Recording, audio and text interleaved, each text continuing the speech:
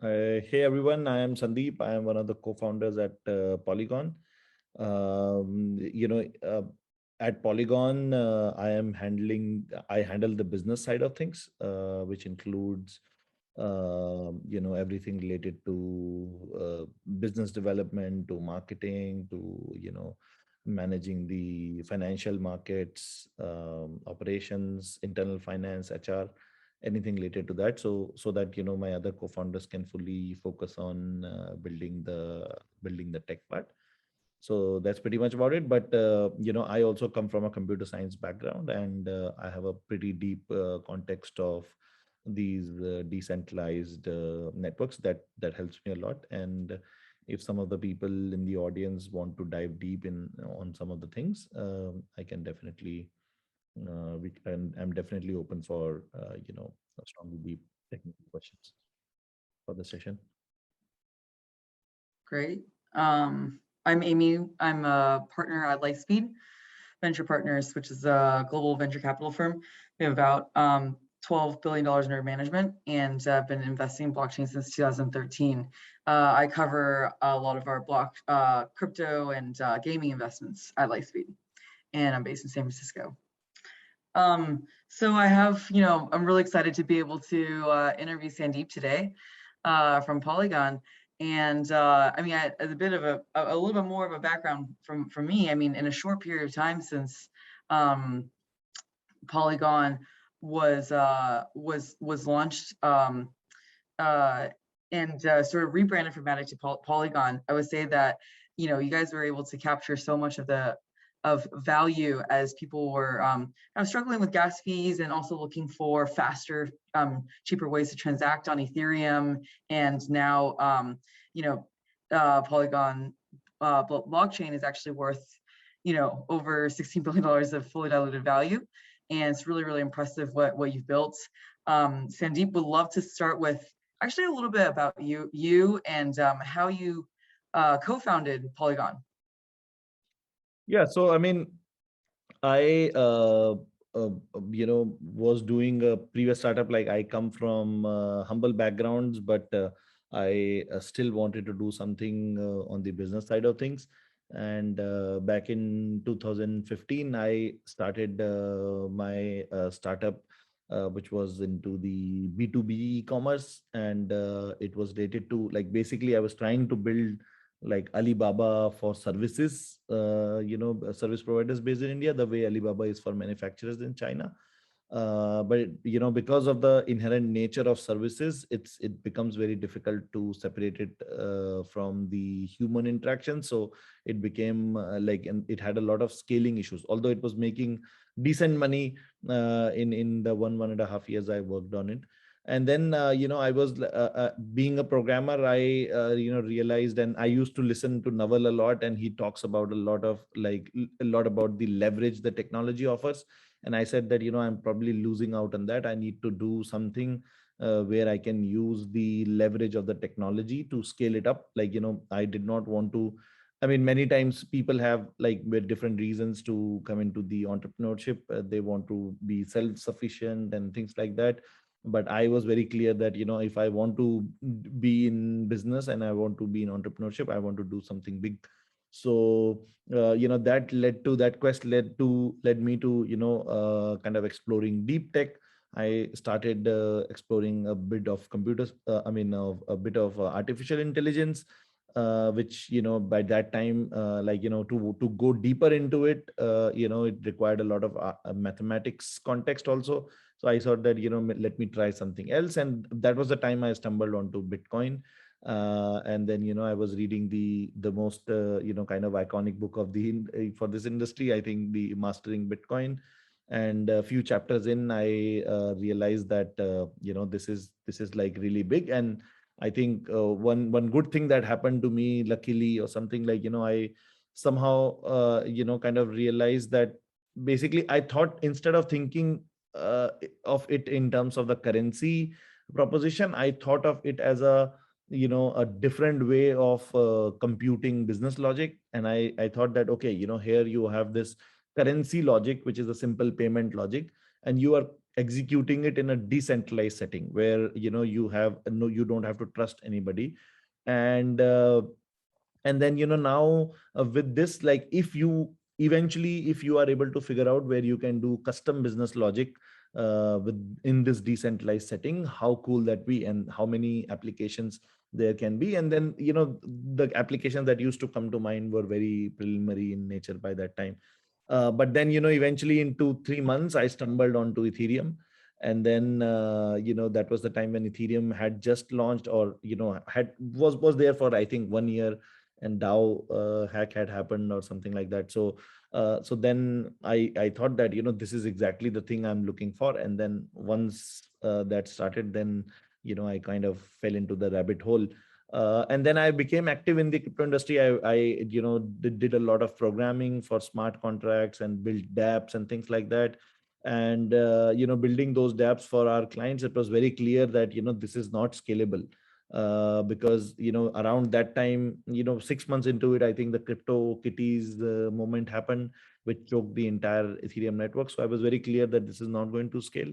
In the meanwhile, I was active in the crypto community in India. That's where I met my other co-founders. And my other co-founder, JD, he was exploring with the Plasma Group, where he was like trying to build this different kind of Plasma version with the EVM on the layer 2. Although theoretically it was not possible, but he kind of thought that, okay, maybe we do it like piece by piece basis. Let's build the payment first, and then we do other things. And but when he showed me the POC, I was clearly I got convinced that this is something that everybody is looking for. And eventually, if we are able to find the EVM on the layer 2, that's the holy grail. And then that was the time when we kind of decided, and we joined hand, and we set up this entity and started Matic Network. The purpose was from the day one to scale Ethereum, and then build something which by that time, like, I think many of you who were there would remember that there was a lot of vaporware, and we were very clear that we want to be a shipping oriented company. We want to ship, and we want to get adoption, and I think that's core part of our DNA at Polygon, and which has led to some of our now, which the success which is now reflecting. But we have been at it for quite some time. That's awesome. I mean, I think it's subtle, but as you mentioned, at Polygon, your focus is around shipping and finding adoption. And these are actually some of the most important concepts in just blockchain tech in general. And it's also really awesome to hear about what seems like an overnight success, multiple years in the making at Polygon Matic. And really impressive what you built and the traction that you built. So I think for a lot of people, probably a lot of the students here, have been hearing a lot about this concept of DeFi and Web3.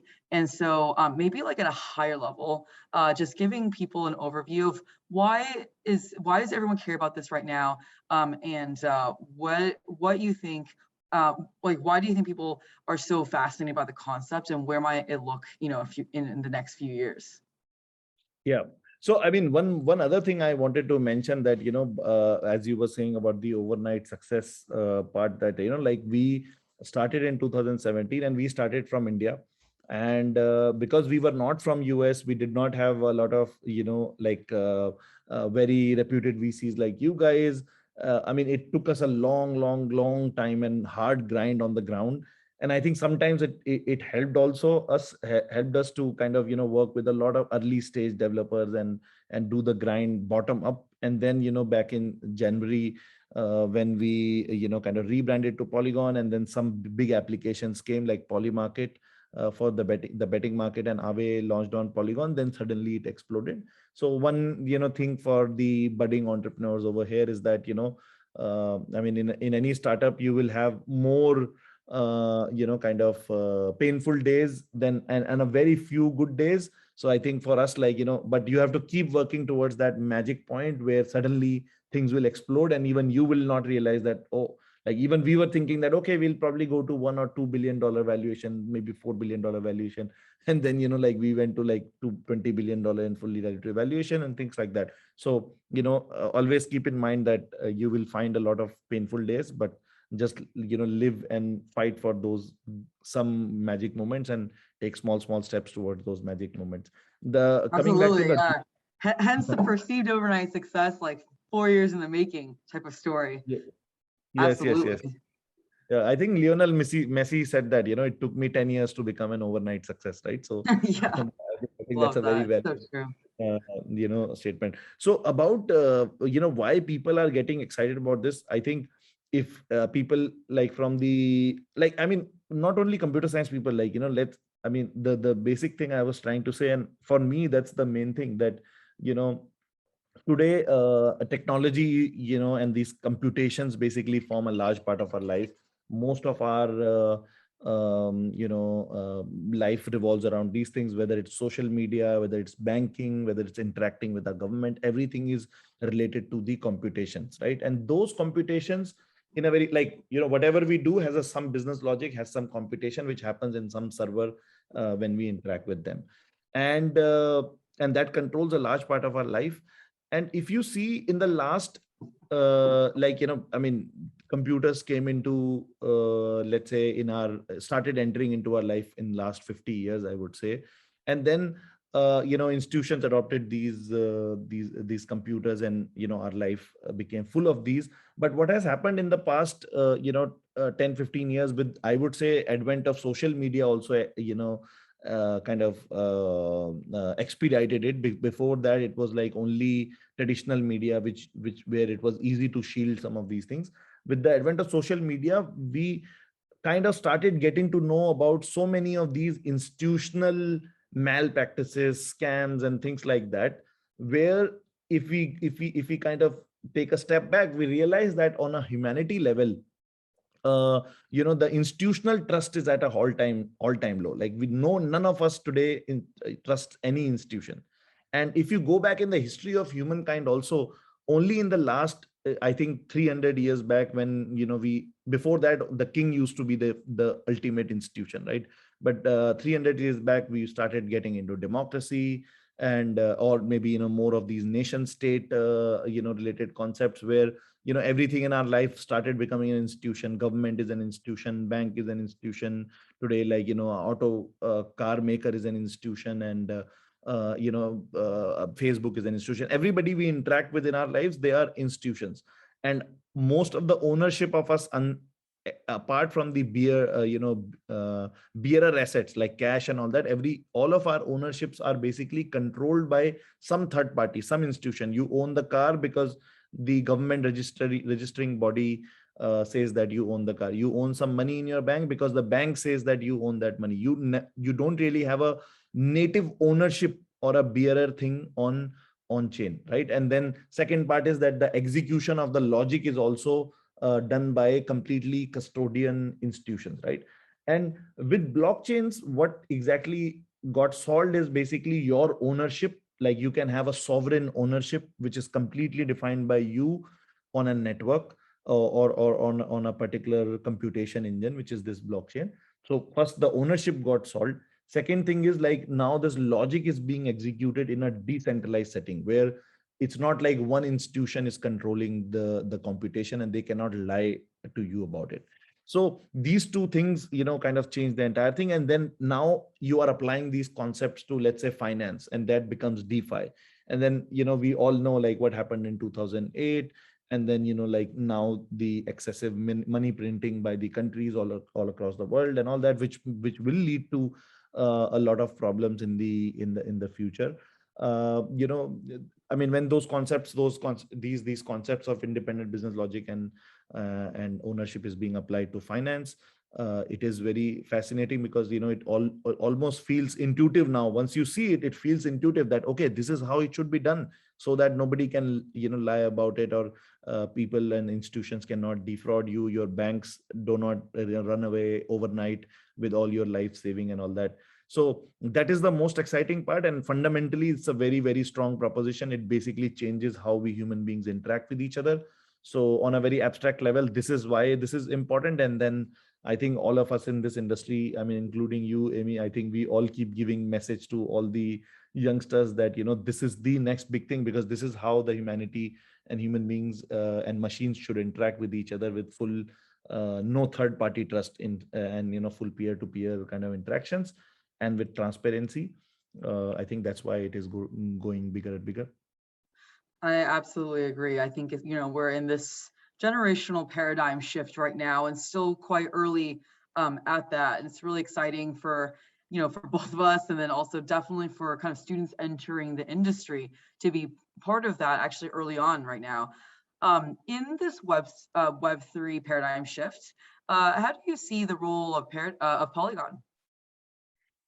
So, I mean, the Polygon's role is very simple. So Polygon wants to be the transaction layer of this, right? And I mean, this requires some context of the industry, that what is a layer one, what is a layer two, but I would try to keep it as simple as possible, right? So layer one basically is like, the fundamental layer of this, the ownership and decentralized execution of logic we just talked about, right? So, and the layer one has to be extremely decentralized, because otherwise, if it is not decentralized, then whatever we discussed does not make any sense, because then also it is under the control, it can be under the control of institutions, and things can be done which is under the control of some individuals. So the layer one has to be extremely decentralized, and once you decentralize it, it can do some sort of transaction, some sort of business logic computation. But if you decentralize it, it automatically, you can see that one single logic which is expected to be computed on one server,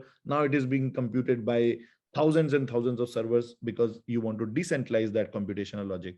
And if it is decentralized, then there is going to be bandwidth issue, because I mean, the same thing is being computed thousands and thousands of times more, right? So if you want to do large computation, you cannot compute it. The bandwidth has to be limited here. So the layer one is decentralized, and has less bandwidth.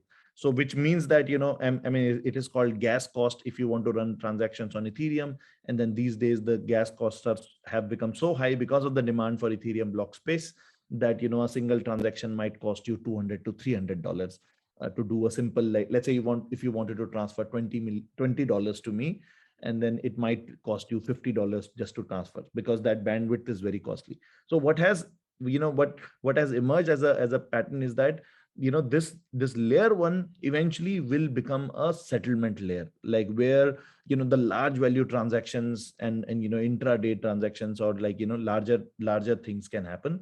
But you need, for people to interact with, if let's say the applications are supposed to be built on this layer, you need people to be able to interact more frequently, the way we interact with Twitter, Instagram, where we can post multiple pictures. Like, let's say the Instagram was built on layer one on Ethereum, it might cost you $50 or $100 just to post one picture. Nobody's going to use that, right? So you need a transaction layer on top of it, which does this computation, logic computation and all that in a very decentralized setting, but still costs you as a user, like, so minuscule, so that you have a good user experience because if you want to bring users, mass amount of users, or masses into this Web3 paradigm, you need that low cost transaction layer. And that is what Polygon is building. So Polygon's basic thesis is that, Ethereum is the ultimate settlement layer, where the value resides, the ultimate identity resides, and everything. Like identity, I mean the address and the ownership. And with the same entity, you should be able to transact on these transaction layers, where you interact with those applications without worrying about too much about the transaction gas fees and all that. So that's the basic model of Polygon. And then what Polygon is doing is, although it's slightly technically intricate, that there are multiple ways where you can provide this secondary layer computation on top of Ethereum. And Polygon is an aggregator of these approaches. Like, there are other projects which have one particular approach, let's say optimistic rollups or ZK rollups and all that, whereas Polygon is more of an aggregator, like AWS, where AWS, today you can go and buy computations, a computation engine in the form of a Windows, like Linux, Red Hat, or whatever you want, right? Same for the databases and all that. Similarly, Polygon is trying to create an aggregator layer for these kind of computations. And a very simple analogy you can think of is, like, for what Polygon is trying to do is a secondary layer is probably think about Venmo. So you have money in your bank account, but it's hard to add everybody's bank account and transfer and all that. But with Venmo, you can simply attach your bank account. So the bank account is layer one, and Venmo is the secondary layer. So you transfer your money to Venmo, and then you can split bills, you can do whatever you want over there at much faster and better user experience. And whenever you want to bring money back or interact with the bank, you can withdraw or deposit into it. That's the basic concept of these secondary layers. And Polygon is basically dedicated towards scaling Ethereum layer one by being the transaction layer for Ethereum. Terrific. I suspect some people here probably followed, your explanation, going a little bit deeper and onto sort of like the L1 concept and the Ethereum transaction layer, and probably some people are hearing that for the first time. I'm going to go a couple questions deeper for the people here who actually do have a more understanding of that. And one of them is, there's essentially like applications that are native to the Polygon ecosystem, and others that are actually, have been first built on Ethereum and onboarding Polygon as well, cross-chain. How do you view the two sets of applications? So there are, as you rightly said, that, many of the applications need, let's say, like, let's consider Aave, for example, which is a lending borrowing protocol. And they have much larger liquidity on Ethereum, because if you wanted to lend and borrow, let's say thousands of, or like hundreds of thousands of dollars, or probably millions of dollars, you use it on Ethereum. And then, for the retail users, Aave has more retail users on Polygon than Ethereum, but then the volume is lower, right? So that's, so some of the applications need to be on both the sides. Now, some of the applications like gaming, like simple NFTs, which have like $5, $10 NFTs, they don't even need that to be on Ethereum. So they have, they exist natively on Polygon, but they still have bridges. So many of these applications, their users will buy these $2, $5 NFTs or things like that. But then let's say they keep doing, and then some of their assets become bigger, and they, let's say they don't have some avenue, although those avenues like OpenSea and things like that are already available on Polygon.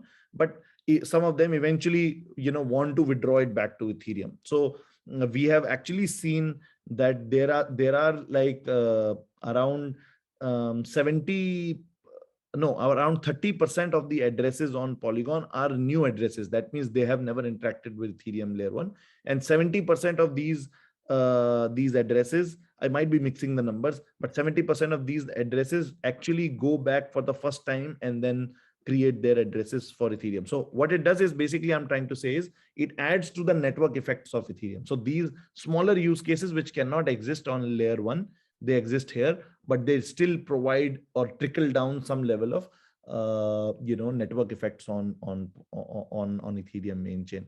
And that is how I see these native Polygon versus this one. And then also Polygon, I mean, that's more intricate, but Polygon chain, actually the validators, they every 30 minutes they compile everything that is happening here, create a very large kind of a proof of all those things, and submit it on Ethereum. So the value accrual also goes back on Ethereum, and there is traceability of these transactions on Ethereum. Like if you could take the data from here, you could actually go back to Ethereum and verify whatever has happened over there. So yeah, that is how these two things, kind of work with each other. Yeah. Thanks for going deeper on that, Sandeep, and for the, hope the crew here. We'll have chance for some Q&A after, if people want to go deeper into how Polygon works and sort of layer one, layer two. I think, like, kind of taking a step in a different direction, Sandeep, as a founder, and I'm sure a lot of students here are thinking about founding a company in crypto themselves. What have love to hear a little bit more about your founder journey, and what you've been most proud of accomplishing, and what you would do differently if you were to do it again. Yeah. So I think there are three parts of this question. Let me take the first one. Like, for a crypto, like, I definitely want to encourage more and more people here to, this as an entrepreneur, the journey in the crypto world is incredibly rewarding. Although it's like, I feel that from a normal startup, it's like at least 2 to 5x more taxing also. But then, it's incredibly rewarding, because you are building something which is going to be, which is perhaps going to be the future of how humanity interacts with each other. So obviously the valuations, the kind of funding, kind of opportunities, getting funded opportunities and all that are much higher. And the bar is still lower because you are still very, very early. If you are considering something like that, you are still very, very early. So the industry actually rewards experimentation, the community rewards experimentation. So it's a very interesting field to be in, especially because it's too early. And that's why I encourage everyone to, if they're looking to do something, they should look to do something on Web3. As a as a founder, what is the most proud thing feeling for me is, I think the team that I have today. Like, I think somehow the team's DNA is very kind of what's the right word, like go-getter attitude that the team has. And this is what I was also mentioning, that since we came from India, we did not have many kind of big VCs, and then like big dignitaries backing us and things like that. So we had nobody to kind of open the doors for us, and open the doors for us, and then ease some of these things with us, which happens with many of our competitors, where they have like strong backings. They are directly connected to their VC portfolio companies and things like that, and they can, their investors can directly connect them to the actual founders. And I feel that VCs add a lot of value to many startups all around, and this makes their job easy. But for us, nobody knew about us. Like, we had our first job was to explain to people when we went to them that, okay, you guys should build with us, is to first tell them that, okay, it used to be, now it's like Polygon has become really big, but it used to be like we have to first explain that, okay, we are not some scam. We are a legit team, and this is a legit technology and all that. So it took us long kind of grind hours to do that. But then what I'm very proud of is that this team, like my team, specifically the business side of team, what we have done on the, in terms of getting the adoption on Polygon, is that without any of these support, we were able to, and we are leaders in many of these areas, like NFTs, and the amount of teams that are building on Polygon, the DeFi ecosystem being on Polygon and all that. It has been really hard grind for us. But somehow we you know we I mean, I'm incredibly lucky to have this group of go-getters who were able to who kind of enabled all of us to kind of reach today. That's the part I'm most proud of, is my team. And how I would like to change it, if I had to do, like, I would not change a lot of things, because this journey has been really, really nice. I mean, really kind of, what should I say, very thrilling kind of journey. But then one thing I would like to change is that as a founder, I mean, maybe we did not have enough resources also, because we did not get too much of funding early on and all that, and we had to kind of work with very low amount of resources. But if, let's say, somebody has it, I would say to create a middle management structure. Because right now, I mean, I am like my life is very difficult. I mean, I wake up at 9 a.m. in the morning, and then 10:30 I get into these calls and these meetings, and then I have to work like 12 to 15 hours a day. And even after this big valuation and being this big company, it's like very, very it becomes very, very hard for you to kind of delegate. So from the very start, if you can create, because other people don't have that context, don't so if you can build a middle management structure from the early on days when you have resources, and empower them more to do work, I mean, lead some of the things, and where you have these leads who directly take care of end-to-end things, then your life can be slightly better. So only that thing I would like to change more. And if we had resources, I would have loved to kind of hire this middle management. That's great advice for people thinking about scaling, not just crypto companies, but companies in general, in terms of when and how to start scaling up a team in that middle management layer. And so maybe, like, for the benefit of the students here, as many of them are thinking about career in crypto, before we turn it to the floor. And by the way, for anybody who wants to send some questions, feel free to just send it to the chat and I'll start asking Sandeep some of those questions. Sandeep, what kind of advice do you have for the students here? Sorry, Amy, I missed the question. Could you repeat? Oh, sorry. The question is, what kind of advice you have for, students or folks that are looking to enter the crypto industry for the first time? Yeah, so my advice is very simple. Like, without going into the complications, I would simply say just go all in. Like, if you are here, you are on this session, you have some sort of interest in this, I would say, just dedicate next 3 to 5 years of your life. What you will achieve will be 10x, than what you could achieve in any other space. Like, this is the most exciting space right now. The best and the brightest of the mind, be it from the entrepreneur side or from the business enablement side or from the investment side, are today in crypto.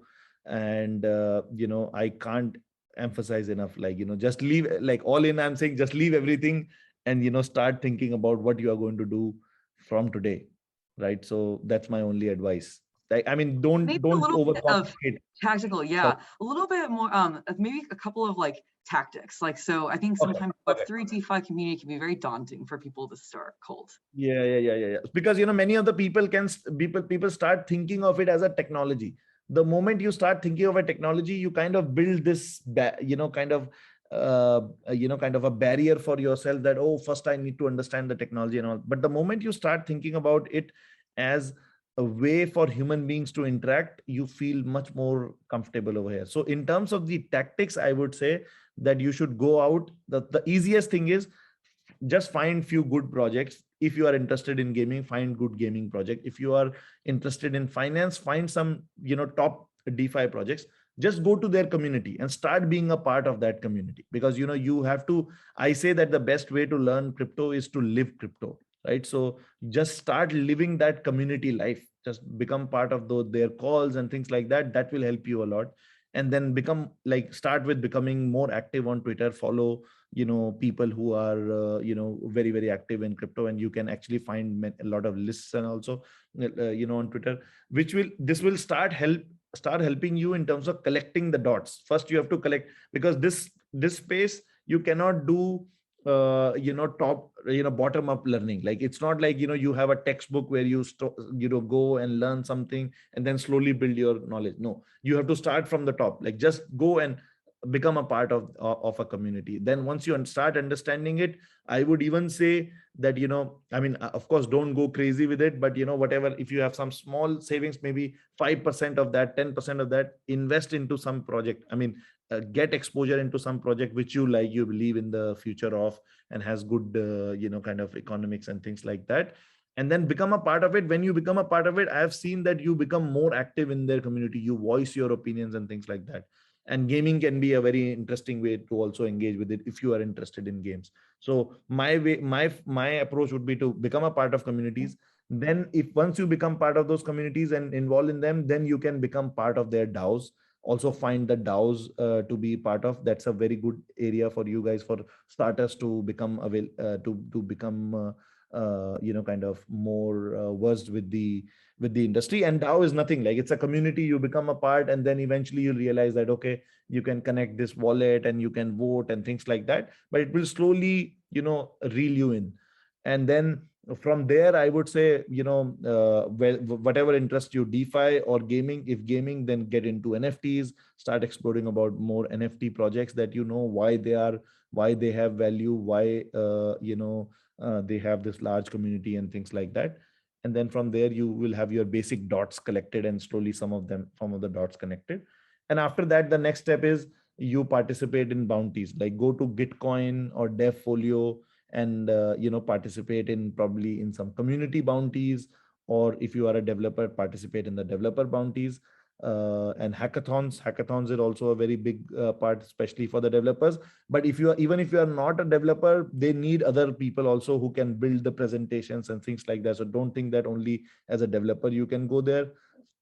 So become part of these hackathons, participate in bounties. and then I think you will be good enough to kind of explore. One other tactical way is everybody is looking for talent in this space. So many of my team members, and especially some of my top team members today, they just cold emailed me or pinged me somewhere that, hey, I want to be a part of Polygon, and I am happy to start with zero salary. And even though we were busy and all that, but zero salary, I mean, it writes, okay, let's give him 1 week to explore, or 2 weeks, and then you can show what you can do, and then maybe just you can get started with some small position in some existing company. That can also be true. But if you go through these steps like DAOs and community and hackathons and bounties, you will find it more meaningful to be a part or a early stage part of some of the companies that are there. So these Thanks, would be some of the. Sandeep, for some really detailed and tactical advice for people. I'm just looking through the questions, and great one from Henry. For someone who wants to develop on top of Polygon, what kind of support can they get?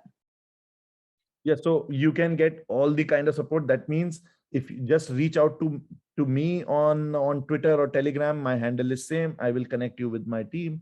They can, if you are building something good, just propose or talk about your idea on Telegram or wherever in the group or in our community.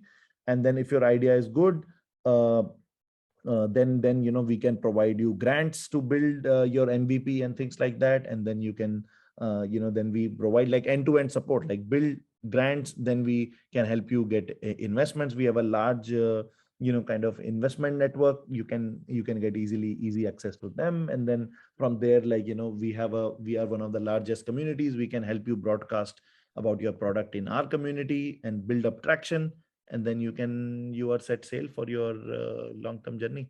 So every kind of support answer to that is that, if you already have a project in mind and good idea in mind. Awesome. Could and yeah, and everyone can find Sandeep easily on Twitter. He's a big presence Very there. responsible. Yes. Or same, as you mentioned, the same handle on Telegram as well. So good question from Matt as well. So how do you think so will ETH 2.0 have a net positive, negative, or neutral impact on Polygon? Why? Yeah, so the answer to that is it will have a huge positive impact on Polygon, contrary to what it might feel. Because ETH 2.0, if the people who know ETH 2.0, first of all, like, it's not clear that we are going to sharding or not. But even if, let's say, we go to sharding and there are 64 shards for Ethereum, right? And each of the shard is equivalent to, let's say, current chain, right? Which is, the current chain has around 10 to 15 TPS. So even if you have 64 shards in full glory, which nobody believes, even in the core Ethereum community, that it's going to be here for at least 5 years, if at all. But let's say it happens in full glory. And even with those 64 shards, Ethereum will have the full TPS of 1000, for example, right? And then if you see the demand that is there for Ethereum block space, it is orders of magnitude. Like, we are talking about a 64x scale here, and you can reduce easily for the intercommunication of shards. But even if you assume 64x, the demand right now for Ethereum block space is like orders of magnitude higher than that. So what is going to happen is that, I mean, the core thesis that I said, that Ethereum is essentially going to be a settlement layer. And right now, when we settle or submit the proof to Ethereum, it is very costly for any secondary layer or layer to submit proofs and submit the the proof of computation on the secondary layer. If Ethereum becomes more scalable, many of these, it will become easier and less costly for the secondary layer solutions to put their proofs. And you can also think like, 1000 TPS, like assume one single bank comes and wants to launch, let's say, on Ethereum. One single bank will consume all this bandwidth, right? So the answer is very simple, that the whole world, when we are looking to bring the whole world into Web3, even if Ethereum's kind of scale 64x, it is not enough. It is not enough. It's not even the start, actually. So that's why, like, the thesis is that Ethereum is the settlement layer, and the business activity, the execution layer, the transaction layer will be on the secondary layer. And if the layer one settlement layer is more scalable, it is actually easier for us for to provide these proofs back to Ethereum. So it's net very, very positive for Polygon and the layer 2 solutions. Sandeep, I think we're out of time, but I do want people to have a method of contacting you. And so so since your DMs seem to be closed on Twitter, what's the best way to oh, there you go. People can send Sandeep your Twitter handles, and then I am most active on Telegram. So just there we this go. Sandeep Nailwal, just find me. Please do not add anything to that because exact Sandeep Nailwal, because there are a lot of scammers. If you ping them, they'll ask me. I can So imagine that. just ping me on exact this handle on Telegram. I'm most active. My DMs are also open over there. Sounds great. But Well, for Henry, Alex, I'll follow that. Henry, yeah. Yeah, Alex, thanks for having us both, Sandeep. It's an honor to get to interview you. I mean, it's incredible what you and the Polygon team have built over the years, and really, I think a lot of the people in the community attribute Polygon for actually bringing on so many new users, like orders of magnitude new users in the DeFi because of how much easier you've made it to transact. So thank you. And thanks, Alex, and everyone for joining. Thanks, Amy, for the kind words. Also, it's an honor to have an interview with you. Also, like the way you have been helping a lot of projects in this space. Like amazing. Thank you so much for having me here. Thanks, Alex. Thank you. Thank you. Thanks, everyone. Thank you. Bye, everyone.